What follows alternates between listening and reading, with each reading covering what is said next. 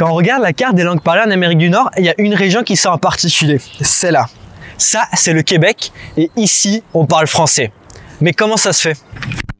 On peut remonter l'histoire du Québec à la découverte de l'Amérique. En 1492, Christophe Colomb découvre l'Amérique, mais c'est seulement en 1534 que Jacques Cartier découvre le Canada. Lui essaiera de coloniser la région, mais sans gros succès. Donc l'essai de colonisation de Jacques Cartier était un fiasco. C'est Samuel de Champlain, quelques décennies plus tard, qui reprend la relève. Lui créera la ville de Québec en 1608. En réalité, son but premier était d'arriver en Asie. C'est pour ça qu'il a appelé la partie du Saint-Laurent ici derrière les rapides de la Chine.